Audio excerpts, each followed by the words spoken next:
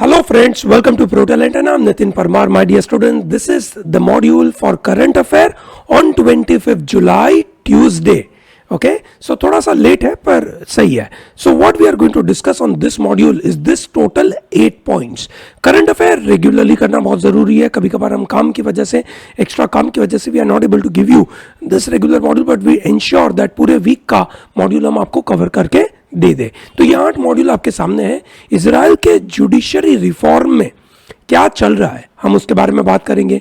मणिपुर के इश्यू की वजह से पार्लियामेंट में आज नो कॉन्फिडेंस मोशन चलने वाला. आज दैट इज थर्सडे की बात हो रही है. ठीक है, भले वीडियो थोड़ा सा एक से कंटेंट ट्यूसडे तक का है, बट जो भी पिछले 2 दिन में हुआ वो भी हम इसमें इंक्लूड कर देंगे. ठीक है, social security for gig workers in Rajasthan. Now you may be asking, sir, what is gig worker? Who are these people? Who are the new variety of workers? ठीक है, राजस्थान उनके लिए क्या कर रहा है देखते हैं. इसरो का चंद्रयान 3 के बाद PSLV C56 होने वाला है. ठीक है, so what is this? We will understand that. 2 बड़े महत्वपूर्ण एडिटोरियल इंपॉर्टेंट बिल्स पार्लियामेंट में कौन से पास हुए और वर्ल्ड में अलग अलग जगह पे क्या क्या चल रहा है, इन मुद्दों के ऊपर बात करेंगे. So we start with the first event, that is Israel passed controversial judicial reform bill. Parliament ने इसको अप्रूव कर चुके हैं. इजराइल के प्राइम मिनिस्टर बेंजामिन नेतान्याहू या Benyamin Netanyahu, whatever you want to speak, you can. So this bill is a very controversial bill. Now why it is controversial and why people are protesting against it? Because this is a judicial reform bill. Judicial reform bill will be very important. ठीक है, क्यों? क्योंकि यहां पे supreme court के पास क्या power होगा और जो लेजिस्लेचर के हाथ में वो क्या पावर होगा उसके बारे में बात हो रही है. इजराइल के लेजिस्लेचर का नाम है नेसेट. क्या बोलते हैं उसको? नेसेट. ओके, इजराइल के लेजिस्लेचर दैट इज पार्लियामेंट. जैसे इंडिया में पार्लियामेंट तो पार्लियामेंट है ना भैया, जैसे अमेरिका में उसको बोलते हैं कांग्रेस. ठीक है, तो वैसे इजराइल में क्या बोलते हैं? Knesset. Okay, so here the Knesset has a power to make laws. We all know that judiciary has a power to interpret the law. अब जब लेजिस्लेशन ने लॉ बना दिया तो जुडिशरी उस लॉ के साथ क्या कर सकती है? अगर लेजिस्लेचर ने अगर गलत लॉ बनाया, ठीक है, कहीं आर्बिटरी लॉ बना दिया, due process of law follow नहीं करा, ठीक है, एक रूल ऑफ लॉ के मुताबिक काम नहीं करा, ठीक है, तो क्या जुडिशरी के पास पावर है उसको ओवर रूल करने का? That is where the legislature will come into picture.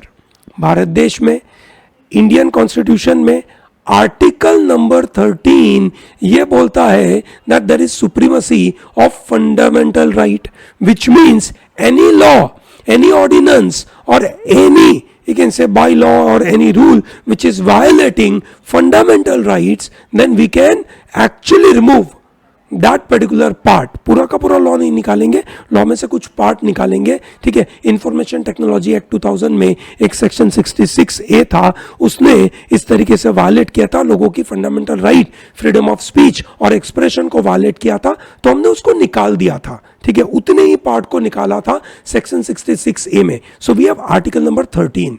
Okay, ठीक है, now that gives power in the hand of judiciary to remove a particular law which violates fundamental right. Then comes another issue in India, that is whether the amendment to the constitution will be treated as law or not. That's a very important point. ठीक है ना भाई, amendment law माना जाएगा. ठीक है, तो court ने बोला amendment is not a law. Article number 368 के द्वारा जो कॉन्स्टिट्यूशन में अमेंडमेंट किया जाएगा वो अमेंडमेंट लॉ नहीं है, विच मीन्स अमेंडमेंट के द्वारा अगर कोई फंडामेंटल राइट को हम एब्रीच करना चाहे या उसको हम निकालना चाहे, वी कैन. ठीक है, we can do that, that is possibility, उसमें कोई प्रॉब्लम नहीं है. But then came Kesavananda Bharati case. उस समय पे CJI थे वाई चंद्रचूड़ साहब.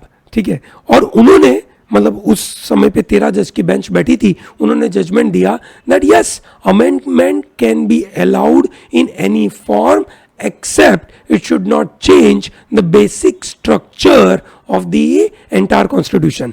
तो ये बातों के द्वारा इंडिया में अभी एक बड़ा अच्छा सा सिचुएशन है कि हमें ये पता है, हमें ये एश्योरेंस है कि हमारी जुडिशरी के पास एक जुडिशियल रिव्यू का पावर है. अगर कोई भी लॉ गलत तरीके से आएगा हम उस लॉ को रोक सकते हैं. अब यही इजराइल में इस बात का प्रॉब्लम चल रहा है. ठीक है, to overturn any legislation super majority of Supreme Court up to 80 to 100% is required. ठीक है, this are the major changes they are bringing, which means एक छोटी बेंच बोल दे तो नहीं चलेगा. इंडिया में तो एक बेंच बोल देगा तो भी चल जाएगा. That is where the issue is. समझ में आ रहा है? सुप्रीम कोर्ट का एक बेंच बैठकर यह जजमेंट दे दे कि भैया ये लॉ ठीक है जुडिशियल रिव्यू के मुताबिक बराबर है, तो वो एक्सेप्ट किया जाएगा. Canadian style parliament might overrule Supreme Court's decision with a simple majority. ठीक है, तो ये वही चेंजेस लाना चाहते हैं. ठीक है दोस्तों, इंडिया के अंदर भी सुप्रीम कोर्ट कोई लॉ कोई डिसीजन लेती है, उस डिसीजन में अगर लेजिस्लेचर को अपोज करना है तो कर सकते हैं, which is what we have seen in Delhi and central government के बीच में टसल हुआ. उसमें मतलब सेंट्रल गवर्नमेंट ने एक ऑर्डिनेंस पास कर दिया. सो इजराइल का जो बेसिक लॉ है, ठीक है, which are equivalent to constitution, they are immune from judicial review. ठीक है, at the same time legislature will have more power on the appointment of judges. ठीक है, and thereby नेतान्याहू के ऊपर जो केसेस लगे हैं उनमें से कुछ केसेस के ऊपर ये सब चेंजेस की वजह से Netanyahu will get lot of immunity. ठीक है, so this proposal includes protection for prime minister, ministers and Knesset members in terms of whatever the crime they have committed. ठीक है, तो इसकी वजह से पूरे देश में बड़ा प्रोटेस्ट ट्रिगर हो गया है और लड़ाई आगे बढ़ रही है. ठीक है ना. तो अगर आपसे कोई पूछे कि जुडिशियल रिफॉर्म जो इजराइल में चल रहा है तो उसके 3 बड़े मुद्दे बताइए. पहला मुद्दा, ठीक है, कि जो जुडिशियल रिव्यू का पावर सुप्रीम कोर्ट के पास था जो इजराइल की, ठीक है, वो एक तरीके से कम हो गया और उसके ऊपर इम्यूनिटी मिल गई. इम्यूनिटी किसको मिली? प्राइम मिनिस्टर्स, मिनिस्टर्स और नेसेट मेंबर्स को. यस और नो? ठीक है. एंड नंबर 3, जो अपॉइंटमेंट होगा जजेस का वहां पे भी, ठीक है, किसका कंट्रोल होगा? लेजिस्लेचर का. समझ में आ गया ना दोस्तों. अगर आपको इजराइल के बारे में यह सवाल पूछा जाए कि इजराइल के प्राइम मिनिस्टर कौन है तो बेंजामिन नेतान्याहू. इजराइल की लेजिस्लेचर का नाम क्या है? नेसेट. ठीक है. इजराइल का कैपिटल क्या है? So there are 2 capitals. Actually capital है तेल अवीव. ठीक है, पर कभी कभार जेरूसलम को भी ये लोग मान लेते हैं. And who is a president? ठीक है, president of Israel is Isaac Herzog. क्या नाम है भैया? Isaac Herzog. ओके, तो अगर आपसे पूछा जाए तो ये सब सवाल के आंसर आपके पास होने चाहिए. मणिपुर के प्रॉब्लम्स चल रहे हैं भारत में. ठीक है, we all know what happen in Manipur on May 4th. May 4th में कौन से डिस्ट्रिक्ट में जो भी वीडियो वायरल हुआ, ठीक है, वो कौन से डिस्ट्रिक्ट का था? दोस्तों आपको याद रहे 3rd May is known as world press freedom day. कैसे सेलिब्रेट होता है? World press freedom day. और उसी दिन से मणिपुर में कहीं ना कहीं इंटरनेट बंद करने के बारे में बातें करी गई. इंटरनेट क्या बंद हुआ? ठीक है, इंटरनेट उस समय पे जो बंद हुआ था ना 3rd May के आजू बाजू, ठीक है, वो हुआ था मोबाइल इंटरनेट बंद था. सॉरी, जो वाईफाई के द्वारा इंटरनेट था, ठीक है, नो सॉरी, मोबाइल इंटरनेट बंद था, वाईफाई वाला इंटरनेट चालू था. ठीक है, और बाद में उन्होंने सब तरीके के इंटरनेट बंद कर दिया. ठीक है, कब बंद करें? 5th May को. ओके, आप देख सकते हैं, क्रोनोलॉजी समझिए इस बात की.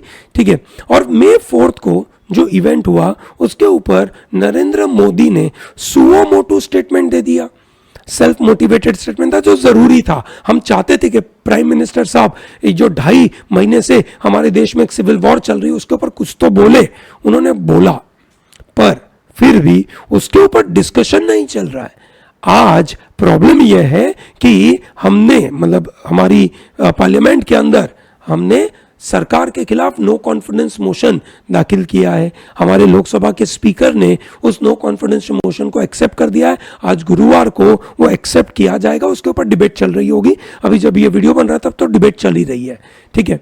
नाउ द पॉइंट इज, उस नो कॉन्फिडेंस मोशन का क्या होगा? Now you may ask sir what is no confidence motion? No confidence motion का मतलब है कि हमारे लेजिस्लेचर के अंदर, हमारे यहाँ पे सिस्टम कैसी है, there is legislature and then there is an executive. Executive कौन बनेगा? लेजिस्लेचर में से ही बनेगा, ये सुनो। और लेजिस्लेचर के लोगों को, है ना, अकाउंटेबल कौन होगा? एग्जीक्यूटिव।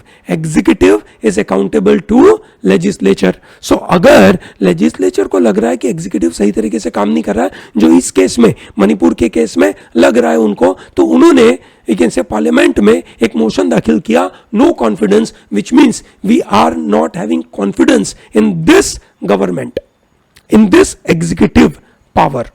समझ में आया ना नो कॉन्फिडेंस मोशन का मतलब क्या हुआ? सो अगर वो पास हो गया तो प्राइम मिनिस्टर साहब और उनके मिनिस्टर सबको रिजाइन करना पड़ेगा, जिसकी संभावना नहीं है, क्योंकि मेजोरिटी लेजिस्लेचर के अंदर आज की तारीख में पार्लियामेंट के अंदर बीजेपी की है और एनडीए की है, तो वो तो होना नहीं है। पर it's a symbolic moment, no confidence motion लगाना इट्स अ सिंबॉलिक मोमेंट, ठीक है।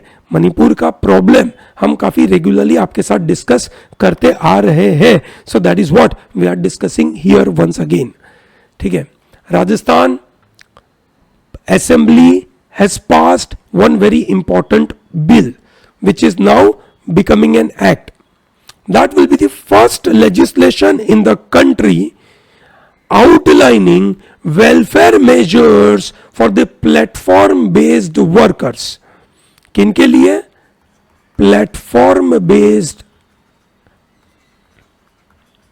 वर्कर्स, और popularly known as gig workers. क्या बोलते हैं इनको? Gig workers. You may ask, sir, what is the meaning of gig worker? Just a minute, I'll explain that in a minute, okay? सबसे पहले समझते हैं what is the meaning of welfare measures. आपको याद होगा, इंडिया जब आजाद हुआ, हमारे संविधान में प्रियम्बल में लिखा गया that India is a sovereign, democratic and republic country, ठीक है। 42nd अमेंडमेंट के द्वारा वी एडेड 2 more वर्ड्स। कौन से 2 वर्ड हमने ऐड करे? One socialist and other secular. Socialist का मतलब क्या हुआ? India is a socialist nation. Socialist nation का मतलब हो गया कि Indian government will be always welfare state. India का सोशलिस्ट विचारधारा is very different from various other विचारधारा। It is welfare state. क्या बोलेंगे इसको? वेलफेयर स्टेट, ठीक है ना। क्या बोलेंगे इसको? Welfare state. What do you mean by welfare state? Welfare state मतलब लोगों का भला करेगा, लोगों के लिए काम करेगा, ठीक है। लोगों में जो डाउन ट्रोडन ग्रुप होगा, जो वीकर सेक्शन होगा, उनको सपोर्ट और उनको प्रोटेक्ट करने की बात करेगा। सही है ना? चलो बढ़िया, that is a welfare state. So कहने का ये मतलब है कि ये वेलफेयर स्टेट के लिए राजस्थान अच्छा काम कर रहा है। क्यों? किन के लिए काम कर रहा है? क्यों तो मैंने बता दिया, किसके लिए काम कर रहा है? काम कर रहा है gig workers के लिए। Gig workers, I'm sure you know that in the last few years with the arrival of internet, new kind of jobs, new kind of activities have created. The economy is shifting in a big way with the arrival of Uber, Swiggy, Zomato, Urban Clap।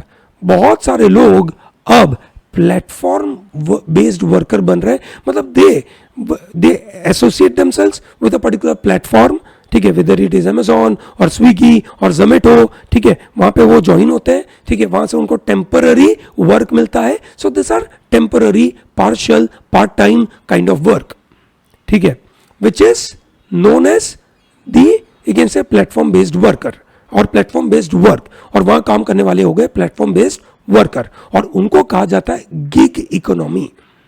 ठीक है, समझ में आया दोस्तों?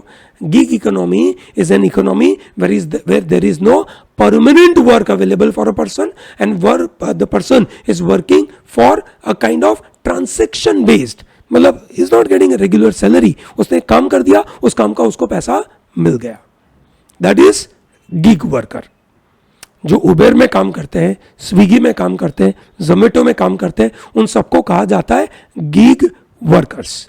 समझ में आया दोस्तों? Is that very clear? Great. ठीक है, अब उनके लिए राजस्थान लॉ लेकर आया है।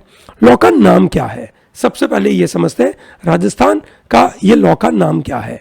राजस्थान के लॉ का नाम है Rajasthan platform based gig workers registration and welfare act.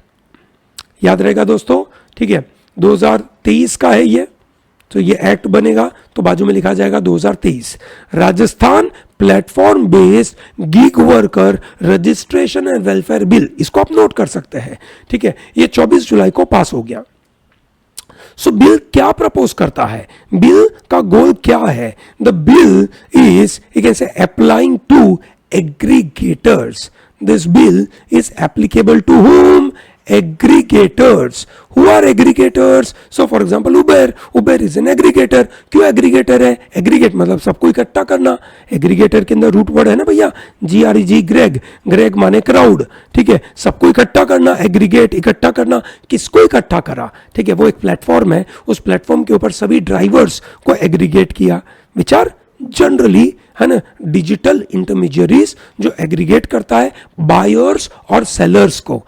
उबर करता क्या है? देयर इज सेलर, ठीक है, जो अपनी कार लेकर आया, there is a buyer like you and me, we want to take up services of that particular person, so हम उबेर पे जाते हैं, वो बंदा भी उबेर पे आता है और उबेर हमें एग्रीगेट करता है।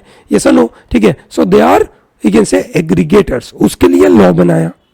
क्या लॉ है? कि आपके साथ जो लोग आते हैं गिग वर्कर्स, उनके वेलफेयर के लिए कुछ काम करना चाहिए। ये सुनो, सही है, तो एक उसका बोर्ड बनाया जाएगा। बोर्ड में कौन कौन मेंबर होंगे? बोर्ड में होगा एक स्टेट ऑफिशियल होंगे, 5 रिप्रेजेंटेटिव होंगे, each from gig workers and aggregators, and 2 will be coming from civil society. ठीक है, सो ऐसा एक बोर्ड बना जाएगा। ये जो बोर्ड बनेगा, ये बोर्ड इन एग्रीगेटर के लिए कुछ पॉलिसीज बनाएंगे। ठीक है, गिग वर्कर के लिए पॉलिसी बनाएंगे। ठीक है, एग्रीगेटर की ड्यूटीज यहां बिल में डिफाइन करी गई कि दे विल डिपॉजिट, है ना, वेलफेयर केयर सिस्टम का कुछ पैसा। ठीक है, they will update the database of the gig worker. ठीक है, ताकि उनका डॉक्यूमेंटेशन हो और उनको सही तरीके से सर्विसेज दी जाए। ठीक है, क्योंकि ये कोई फिक्स टर्म के एम्प्लॉय थोड़ी है। समझ में आया दोस्तों? Is that very clear? Gig worker का पूरा सिस्टम समझ में आया? Rajasthan is the first state to do so. Clear हो गया भैया? चलिए, ग्रेट। हमारा इसरो बड़ा महत्वपूर्ण काम करता है देश के लिए, तो अच्छे अच्छे सैटेलाइट लगाता ही है, साथ में कॉमर्शियल एक्टिविटी भी करता है कि लोगों को अलग अलग देश के देश को अपने सैटेलाइट लॉन्च करने में मदद करता है। तो ISRO is going to launch PSLV C56। So जो लास्ट लॉन्च था वो था PSLV C55। PSLV का फुल फॉर्म पता है ना भैया? Polar satellite launch vehicle. PSLV C56 will carry DSSAR satellite along with 6 other satellites. ठीक है, okay, DSSAR which is 360 kg satellite, वो जो नियर इक्वेटोरियल ऑर्बिट में रखा जाएगा। SAR refers to synthetic aperture radar। ठीक है, सो ये देश के लिए ऑल वेदर, डे नाइट दोनों समय पे, है ना, वेदर की जानकारी हमें देगा। बड़ा महत्वपूर्ण है। सही है, इंडिया का ये जो सिस्टम होगा वो करा जाएगा। ठीक है, is that comfortable? C55 launch किया गया था। ठीक है, ये इंपॉर्टेंट है, याद रखिएगा। इसके अलावा सिंगापुर के सैटेलाइट हम लॉन्च करेंगे। तो सिंगापुर के जो सैटेलाइट हम लॉन्च करेंगे, तो ये पैसा कमाने की बात है ना भैया। तो दोस्तों, इससे एक बड़ा महत्वपूर्ण सवाल बन जाता है आपके लिए कि इसरो का एक कॉमर्शियल विंग है। क्या है भैया? एक कॉमर्शियल विंग है। कॉमर्शियल विंग का नाम क्या है ये बताइए दोस्तों। उसके लिए एक अलग से कंपनी खड़ी कर दी है। एक कॉमर्शियल विंग, जो पहले नाम था उसका अंतरिक्ष, उसके बाद हमने उसकी एक अलग से कॉमर्शियल विंग ही बना दी है। ओके ठीक है, दिस इज वेरी इंपॉर्टेंट। जुलाई 30 को ये लॉन्च होने वाला है। ठीक है, तो उससे पहले प्लीज जल्दी कमेंट बॉक्स में मुझे इसरो की कॉमर्शियल विंग का जो नया कंपनी खड़ा किया है उसका नाम बताइए, जल्दी इसरो के करंट चेयरमैन का नाम बताइए, इसरो के फाउंडर का नाम बताइए। ठीक है, एंड मोर इंपॉर्टेंटली ठीक है, इसरो का हेडक्वार्टर किधर है ये बताइए, और इसरो का ये जो लॉन्च है वो कहां से होता है। ठीक है, ये भी बताइए। इतने सारे सवाल एक साथ आपके लिए, जल्दी बताइए, दिस इज वेरी इंपॉर्टेंट। आप इस तरीके से मेरे साथ जब एक ऐसे करंट अफेयर पढ़ते हो और अपनी नोट बनाते हो और जो यहाँ पे क्वेश्चंस आंसर करते हैं दोस्तों, ठीक है, तो आपका बड़ा इंप्रूवमेंट हो रहा है। ऐसी छोटी छोटी चीजें जब आप हमारे साथ पढ़ते हैं, इसको हमारे साथ रेगुलरली नोट करते हैं, कमेंट बॉक्स में डालते हैं आंसर अपने, so that improves your understanding level, that improves your attention span, that improves overall understanding of your exam. ठीक है ना, तो ध्यान से दीजिएगा। अब हम बात करेंगे इंडिया और श्रीलंका का जो प्रॉब्लम है। ठीक है, उस प्रॉब्लम को यहां पे हिंदू न्यूज़पेपर बोलता है स्टिल इनकम्प्लीट। ठीक है, इनकम्प्लीट क्यों है और क्या इश्यू है ये समझते दोस्तों। इंडिया और श्रीलंका का रिलेशनशिप तो वैसे बहुत अच्छा है, प्रॉब्लम नहीं है। ठीक है, पर बीच में बड़े पंगे हुए थे, उस पंगे में इंडिया ने काफी मदद करी थी। ठीक है, अभी श्रीलंका के president Ranil Wickremesinghe came to India for some kind of you can say partnership related activity, economic partnership के बहुत अच्छे अच्छे डील करने के लिए इंडिया में आए थे। वैसे श्रीलंका की इकोनॉमिक सिचुएशन काफी खराब है। इकोनॉमिक सिचुएशन खराब होने के पीछे उनका मेन कारण था, ठीक है, कि उनके यहाँ पे 2019 में एक ईस्टर सेलिब्रेशन के समय पे एक टेररिस्ट अटैक हो गया, जिसकी वजह से टूरिज्म काफी कम हो गया। 2020 में कोरोना आ चुका, 2020 में वहां की गवर्नमेंट बोलती है we will become fully organic state. ये तीन कारण ने एक साथ इसको परेशान कर दिया। फुल्ली ऑर्गेनिक स्टेट होने की वजह से overall production of agriculture reduce हुआ, इकोनॉमिक एक्टिविटी चल नहीं रही है, टूरिज्म बंद हो गया है कोरोना की वजह से, वैसे 2019 से। तो ये सब चीजों की वजह से श्रीलंका की इकोनॉमिक इतनी बर्बाद हो गई कि वहां पे दिक्कतें बढ़ने लगी। और वो करप्ट तो थे ही, उनके प्रेसिडेंट और प्राइम मिनिस्टर एक ही फैमिली तो संभाल रही थी सब कुछ, राजपक्षा फैमिली। तो श्रीलंका की इकोनॉमिक कंडीशन सुधारने के लिए नए प्रेसिडेंट आए, आईएमएफ से लोन ली, इंडिया ने मदद करी, चाइना ने मदद करी, सबने अलग अलग मदद करी। अब इंडिया और श्रीलंका एक साथ में मिलकर कोई इकोनॉमिक कॉपरेशन के बारे में बात कर रहे हैं। 5 एरिया की इकोनॉमिक कॉपरेशन का ये मीटिंग हुआ। Maritime, air, energy, trade and people to people initiative, ये 5 चीजों के ऊपर इन्होंने बातें करी। New investment will be made in maritime and air connectivity, जहां पे श्रीलंका में पोर्ट्स और एयरपोर्ट्स डेवलप करने की बात है। दोस्तों, श्रीलंका में एक एयरपोर्ट है, ध्यान से समझना, जो वर्ल्ड का, ध्यान से सुनना, वर्ल्ड का लिस्ट बिजिएस्ट एयरपोर्ट है, कोई जाता ही नहीं है। वो एयरपोर्ट का नाम बताइए। ठीक है, चलिए यहां से एक और जीके का सवाल, वर्ल्ड में बिजिएस्ट एयरपोर्ट कौन सा है, नंबर 1, और नंबर 2 वर्ल्ड में सबसे लिस्ट बिजिएस्ट है ना एयरपोर्ट कौन सा है, दोनों के नाम बताइए। ठीक है ना, अच्छा सवाल है। तो हमने उनको पोर्ट और एयरपोर्ट डेवलप करने पे बात करा। श्रीलंका और इंडिया के बीच में फेरी सर्विस चालू करने का बोला। ठीक है, फेरी सर्विस बड़ी इंपॉर्टेंट है। ठीक है, क्योंकि आपको यह पता होगा इंडिया और श्रीलंका के अंदर एथनिकली लोग सिमिलर तरीके के लोग रहते हैं, टामिलियंस रहते हैं, they want to move from India to Sri Lanka, Sri Lanka से इंडिया। ठीक है ना, ये कॉमन है।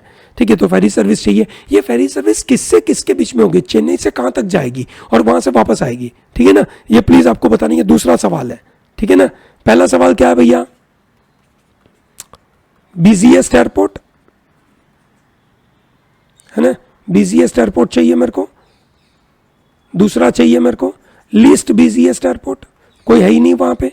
ठीक है, तीसरा नंबर, ठीक है, ये फेरी सर्विस इंडिया और श्रीलंका के बीच में किधर है वो बताइए, साथ में श्रीलंका के कैपिटल बताइए। श्रीलंका के कैपिटल एक थोड़ी है, जल्दी बताइए, है ना, बड़ा मजेदार है। रानिल विक्रमसिंघे उनके प्रेसिडेंट है ना, और उनके प्राइम मिनिस्टर का नाम क्या है, ठीक है, श्रीलंका के प्राइम मिनिस्टर बताइए, ठीक है। और फिर फ्लाइट नेटवर्क बढ़ाने की बात हुई, तो ये सब चीज हम करने के बारे में बात हो रही है, ठीक है। तो मैरीटाइम एयर कनेक्टिविटी के बारे में बात हो गई, एनर्जी कनेक्टिविटी करना बहुत जरूरी है, renewable energy, wind energy, solar energy के प्लांट श्रीलंका में लगाएंगे, ट्रेड को सपोर्ट करने के लिए श्रीलंका की इकोनॉमी में हम बड़ा मदद करेंगे, उनके डेट रिस्ट्रक्चरिंग में मदद करेंगे, ठीक है, वहां पे यूपीआई डिजिटल पेमेंट की सिस्टम हम लगाएंगे। Yes no, this is what will be working on. Tourism, cultural importance, religious travel activity, educational collaboration, ये सब हम मदद करेंगे, ये बातें हुई। हाउएवर, इंडिया और श्रीलंका के बीच में एक बड़ा टसल का पॉइंट बरसों से रहा।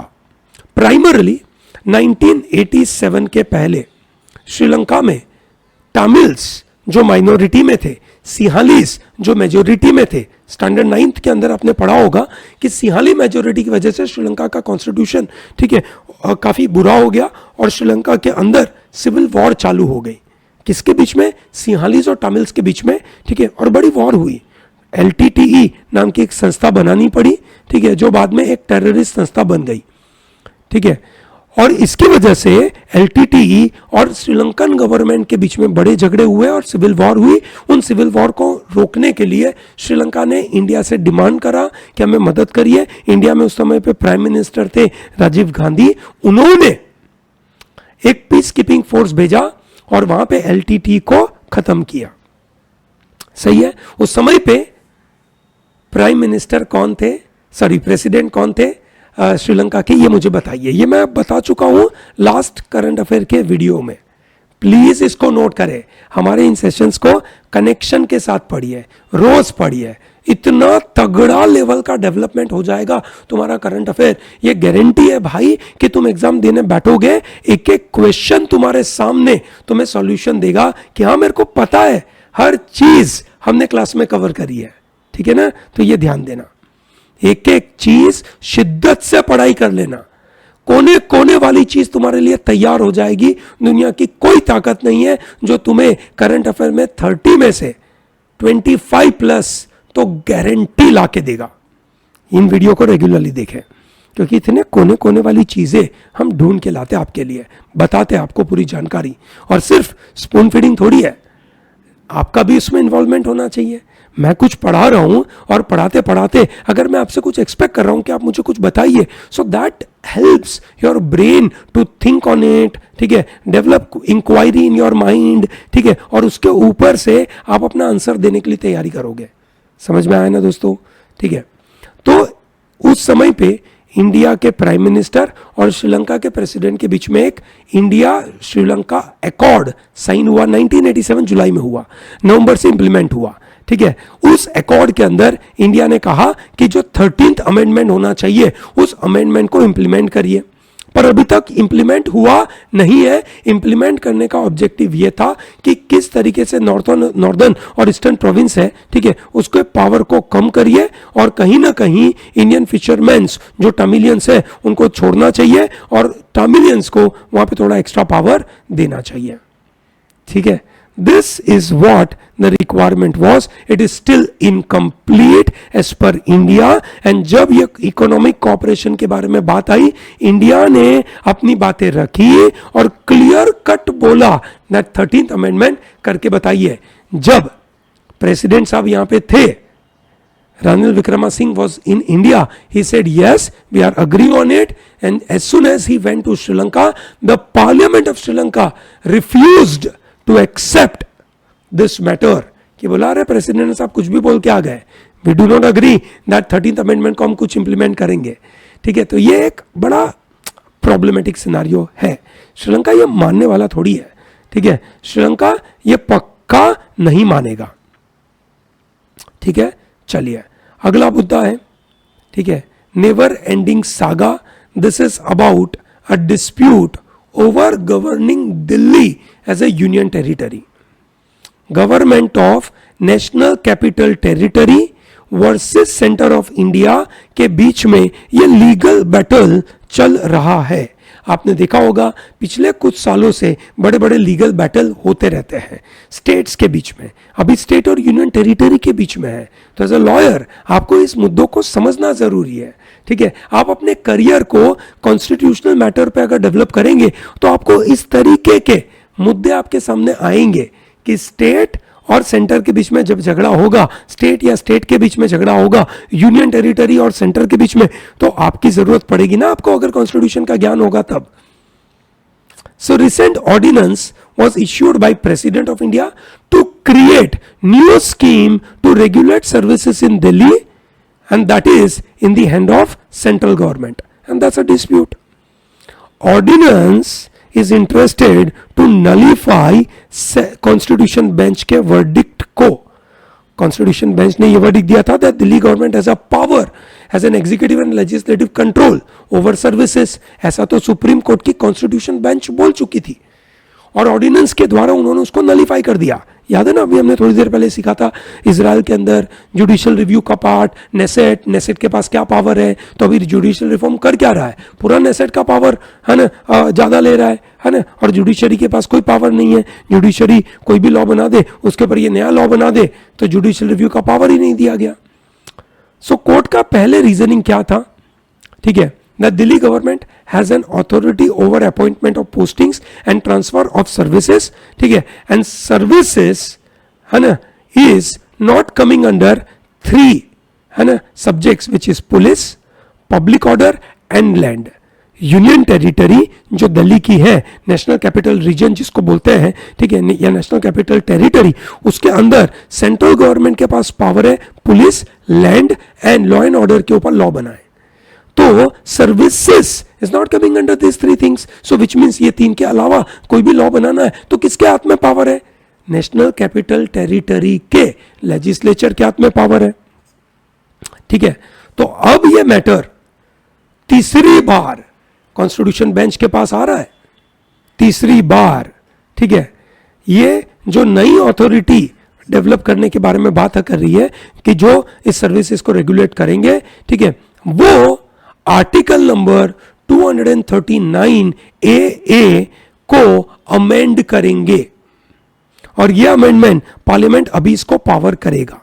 The court will examine whether parliament's power to enact laws under clause 7 of article number 239 AA is valid और नॉट, एस्पेशली, ठीक है, it effectively exclude services from the you can say Delhi government, executive elected government, ठीक है ना। तो ये constitution का मुद्दा है, article 239 AA।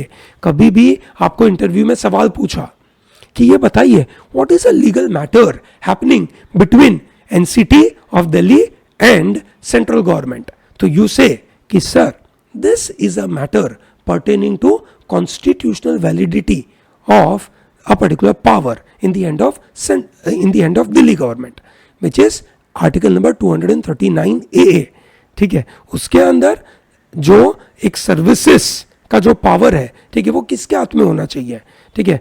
As per constitution central government can legislate only on 3 matters, which is you can say police, law and order and land. Thereby, according to the constitution, the services is in the hand of the elected government of the NCT. But central government says union territory is a part of central government. ठीक है, union territory is not a separate state. So therefore, the concept of the state list, center list and concurrent list के मुताबिक कोई concept ही नहीं है that there is a state list, because union territory is not a state, and therefore पूरा का पूरा state comes under central government, ठीक है, and therefore central government can make a law. ऐसा उनका एक पर्टिकुलर साइड का आर्गुमेंट है, दैट इज सेंटर का, ठीक है। इधर सुप्रीम कोर्ट और दिल्ली गवर्नमेंट का आरोप कुछ और है। समझ में आ गया दोस्तों? Is that very clear? Great, आगे बढ़ते हैं। मणिपुर में काफी समय से जो दिक्कतें चल रही है उसके द्वारा एक ऐसी इंपॉर्टेंट न्यूज आपको पता होना चाहिए that for the first time ever north eastern frontier railway operated goods train, जिसके अंदर कुछ 11 वैगन भेजे गए जो फूड और एफएमसीजी आइटम लेकर पहुंचा। ठीक है, कहां पहुंचा भाई? ये पहुंचा मणिपुर में। दोस्तों Manipur doesn't have any freight rail connectivity, कोई भी उसके पास फ्रेट रेल का कनेक्टिविटी नहीं है। मतलब अगर मणिपुर में गुड्स भेजने ना तो रास्ते, जमीन के रास्ते से ही जाएगा, ट्रेन से कभी जा ही नहीं सकता है। समझ में आया? तो वहां पे लगता है कौन सा? National highway 2। ठीक है, नेशनल हाईवे 2 लगता है NH2। ठीक है, विच इज दीमापुर नागालैंड से ये चलता है। दोस्तों आपको एक जानकारी के लिए बता दूं, ठीक है ना, ये बड़ा काम का है, बिल्कुल नोट करना। भारत में जितने भी हाईवेज है, जितने भी नेशनल हाईवेज है, उनकी नंबरिंग पिछले कुछ सालों में बदली गई, जिसके अंदर जब नॉर्थ से साउथ या साउथ से नॉर्थ जाते हैं वो हो गए आपके even number of national highways, और जो भी ऑड नंबर के हाईवेज होंगे ना वो ईस्ट टू वेस्ट जाएंगे। क्लियर है दोस्तों? समझ में आया? Odd number east to west या वेस्ट टू ईस्ट। ठीक है, नॉर्थ से साउथ, साउथ से नॉर्थ। ठीक है, will always an even number. ठीक है, तो अब आपको ये तो समझ में आ गया कि इनके पास तो कोई गुड्स ट्रेन थी नहीं, जो भी जाता था वो जमीन के रास्ते से जाता था, और वो NH2 is passing through the region which is obstructed obviously by Nagas, Kukis, Meitei, है ना, अलग अलग रीजन से जा रहा होगा। सो अब रेलवे वहां से जाने के लिए बड़ा दिक्कत है। So this NFR, this is North Eastern Front, you can say railway is loaded 2 wagons of potatoes, ठीक है, एंड बाकी जो 9 वैगन्स थे उसके अंदर अलग अलग आइटम्स थी। This is what you must know. ठीक है ना, चलो ग्रेट। ओपन हैमर के बारे में तो क्या ही बातें करें, है ना, इतना बड़ा उसके ऊपर यू कैन से एक तरीके से पब्लिसिटी चल रही है। क्रिस्टोफर नोलान मूवी बनाता है, समझ आता नहीं है, ये होता है, फलाना होता है, डिकना होता है, पर जो भी हो रहा है आपको पता होना चाहिए कि ओपन हैमर की न्यूज़ किस वजह से है। Oppenheimer is known as father of nuclear bomb और एटम बॉम्ब, है ना। उन्होंने न्यूक्लियर फ्यूजन की वजह को यूज करते हुए न्यूक्लियर बॉम्ब बनाया। इसके पहले न्यूक्लियर फ्यूजन को लेबोरेटरी में टेस्ट किया था जर्मन साइंटिस्ट ऑटो हान ने। ठीक है, तो ये याद रखना। उसके बाद अमेरिका ने सोचा कि हम भी बनाते हैं ऐसा प्रोजेक्ट, तो उन्होंने बनाया मैनहट्टन प्रोजेक्ट। क्या नाम था उसका? Manhattan project. दोस्तों अब इसके साथ मुझे क्विकली 2 क्वेश्चन के आंसर बताइए, और 3 क्वेश्चंस। ठीक है, पहला, मैनहट्टन प्रोजेक्ट का लेबोरेटरी जहां बनाया था उस लेबोरेटरी का मतलब कहां पे बनाया था वो बताइए। बॉम्ब की टेस्टिंग कहां पर हुई थी?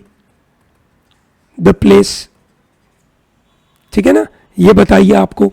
और जो बॉम्ब का टेस्टिंग हुआ है ना, उसको जो नाम दिया गया वो मैं ही बता देता हूं, ट्रिनिटी बोलते थे। ठीक है, वैसा। ओके, अब ओपनहेमर, जे रॉबर्ट ओपनहेमर मूवी क्रिस्टोफर नोलान ने बनाई, उसको CBFC sensor board of film certification ने अप्रूवल तो दे दिया। ठीक है, पर हमारे एक मिनिस्टर साहब थे, ठीक है, और है रादर, उन्होंने इसके ऊपर आपत्ति जताई। Information and broadcasting minister mister Anurag Thakur, उन्होंने आपत्ति जताई that in the movie there is one, you can say, a nudity वाला सीन। न्यूडिटी को ब्लर कर दिया है, ठीक है, पर उस न्यूडिटी वाले सीन के अंदर साथ में गीता, भगवत गीता बताए, और उस न्यूडिटी के सीन के अंदर जो एक्टर है उसके मुंह से गीता के श्लोक बताए। सही है, ठीक है। तो बोला कि ये तो गलत बात है। उन्होंने एक तरीके से, है ना, CBFC को समन किया कि आओ बताओ क्या गलती कर रहे हो। हावेवर कैबिनेट मिनिस्ट्री इस तरीके से, है ना, कोई रेगुलेटरी बॉडी, CBFC एक रेगुलेटरी बॉडी है ना, CBFC एक रेगुलेटरी बॉडी है, एक इंडिपेंडेंट रेगुलेटरी बॉडी होती है। उस रेगुलेटरी बॉडी के ऊपर कोई कैबिनेट मिनिस्टर इस तरीके से क्वेश्चन करे, वो तो कोई मतलब ही नहीं होता, उसका कोई मतलब होगा नहीं। अनुराग ठाकुर ने जो बोला, पर अगर इसके ऊपर बड़ा बवाल क्रिएट हुआ तो कुछ पंगा जरूर होगा। ठीक है दोस्तों, पार्लियामेंट चल रहा है, मॉनसून सेशन चल रहा है। इस मॉनसून सेशन में अलग अलग तरीके के बिल पास होंगे। ठीक है, यूनियन सोशल जस्टिस मिनिस्ट्री ने एक नया बिल इंट्रोड्यूस किया which is known as constitution schedule caste order amendment bill 2023 in which, है ना, they are saying that Lok Sabha will add 2 synonyms for Mahar community, ठीक है, महार कम्युनिटी के लिए, ठीक है, 2 सिनोनिम यूज करा जाएगा कॉल महारा एंड महारा इन छत्तीसगढ़। तो महार कम्युनिटी के लिए ये 2 सिनोनिम वर्ड यूज करे जाएंगे, ये उन्होंने इंट्रोड्यूस किया, ठीक है ना। नया रिजर्वेशन नहीं है, जो महार कम्युनिटी है उनके नाम अलग अलग जगह पे अलग अलग बोलते हैं, तो सेम हो जाए। 2 synonyms were proposed by the state government, उसको अभी इस कॉन्स्टिट्यूशन में बिल में चेंज किया गया। A bill to amend registration of birth and death act, है ना, which is basically making Aadhaar authentication mandatory in birth and death registration। ये बड़ा महत्वपूर्ण बात हुआ। Registrar general of India RGI के हाथ में पावर होता है जो बर्थ और डेथ का रजिस्ट्रेशन करना। आपका जो बर्थ सर्टिफिकेट है वो यही RGI ने अप्रूवल करके दिया है, ठीक है। घर में किसी की डेथ होती है तो डेथ सर्टिफिकेट यही बना के देते हैं। अब बात ऐसी हो रही है कि जब ये बर्थ सर्टिफिकेट और डेथ सर्टिफिकेट बनाया जाएगा, उसको अब आधार के द्वारा लिंक करके आधार ऑथेंटिकेशन बनाया जाएगा। समझ में आया ना दोस्तों? Great. Twitter is rebranded as X, ठीक है। Twitter launch their new logo, new name, blue bird नाम चेंज हो गया, व्हाइट एक्स, है ना, ब्लैक बैकग्राउंड के अंदर इलोन मस्क ने इसको रीब्रांड कर दिया एज x.com। दोस्तों एक्स क्यों, है ना, क्या इलोन मस्क के साथ एक्स का क्या कनेक्शन है, ये मुझे बताइए, ठीक है ना। एलोन मस्क का एक्स नाम के साथ क्या कनेक्शन है? ये एक और नई कंपनी लेकर आए, उसका नाम था XAI, ठीक है ना, ये भी हमने बात करी थी। तो इसके ऊपर सवाल पूछे जाते हैं, तो इसलिए हम आपसे मतलब यहां पे पूछ रहे हैं, ठीक है ना। ग्रेट। ट्विटर का अभी भी नाम होगा twitter.com, वो धीरे धीरे इस ट्विटर के नाम ये बदलेंगे, है ना, वेबसाइट का चेंज हो जाएगा, पर अभी के लिए तो ऐसा है। United nation command has started conversation with north Korea, Pyongyang जो उनका कैपिटल है, उनके साथ, जब एक अमेरिका का सोल्जर जिसका नाम है Travis king, who ran across the border into North Korea last week, ठीक है, ये नॉर्थ कोरिया में चले गए, तो उसकी वजह से उनको छुड़ाने के लिए यूनाइटेड नेशन बात कर रहा है। The UN command is a US led multinational force that oversees Korean war truce। Korea, North Korea और South Korea, they are technically at war, उनके बीच में अभी भी वॉर है, पर there is a kind of you can say armistice, truce है, armistice है, ठीक है। तो वो जो बॉर्डर है दोनों के बीच में, which is known as 39th parallel, क्या बोलते हैं इसको? 39th पैरेलल, ठीक है, ओके। तो उन्होंने कहा कि इस आदमी को वापस लाइए, है ना, ट्रेविस किंग को वापस लाइए, क्योंकि शायद वो गलती से चला गया होगा। Let us have a discussion on this matter, ऐसा यूनाइटेड नेशन कमांड का कहना है। बांग्लादेश से न्यूज आ रही है, बांग्लादेश की top court that is supreme court hands Nobel laureate Mohammad Yunus 1.1 million tax bill. Mohammad Yunus Nobel laureate है, इनको इकोनॉमिक्स में नोबेल प्राइज मिला था, ठीक है। क्यों? क्योंकि इन्होंने एक ग्रामीण बैंक की स्थापना करी थी। ग्रामीण बैंक का काम था माइक्रो क्रेडिट देना। वहां की जो सेल्फ हेल्प ग्रुप है, कौन है भैया? सेल्फ हेल्प ग्रुप्स, SHGs, जहां पे विमेन बहुत सारी थी जो अपना बिजनेस करना चाहती थी, उनको कम कम अमाउंट की लोन चाहिए थी, तो माइक्रो क्रेडिट के द्वारा इन्होंने ये सिस्टम चालू करी थी। संस्था का नाम है ग्रामीण बैंक। बड़ा रिवॉल्यूशन हुआ, इस रिवॉल्यूशन की वजह से इकोनॉमिक्स में इनको नोबेल प्राइज मिला, ठीक है। और यहाँ की कोर्ट ने कहा कि भाई आपको 1.1 मिलियन टैक्स पे करना है, बिकॉज, है ना, उनके चैरिटेबल ट्रस्ट को कुछ डोनेशन मिला था, पर वो डोनेशन, ठीक है, कहीं ना कहीं लेकिन से हमारे टैक्स क्रेडिट में आता है, तो आपको टैक्स पे करना पड़ेगा। This is what Mohammad Yunus के ऊपर लगा है इंफॉर्मेशन, ठीक है। अब टैक्स के बारे में इतना इंपॉर्टेंट नहीं है, मोहम्मद यूनुस कौन है, क्या किया था उन्होंने, ग्रामीण बैंक माइक्रो क्रेडिट क्या है, कितना बड़ा काम किया था, ये आपको पता होना चाहिए। बांग्लादेश का कैपिटल है ढाका, उसका करेंसी है टाका, और वहां के प्राइम मिनिस्टर है शेख हसीना, ठीक है। चलिए, great. So with this I am closing this module. Thank you very much for joining with me. I am sure you must have enjoyed this module, ठीक है। आपको पसंद आया होगा। आपको जो जो भी क्वेश्चन मैंने पूछे, प्लीज उसके आंसर बताइए जल्दी कमेंट बॉक्स में, दैट्स वेरी इंपॉर्टेंट। वीडियो को लाइक करना भूलिएगा मत, और चैनल को सब्सक्राइब करें। Thank you, have a great day.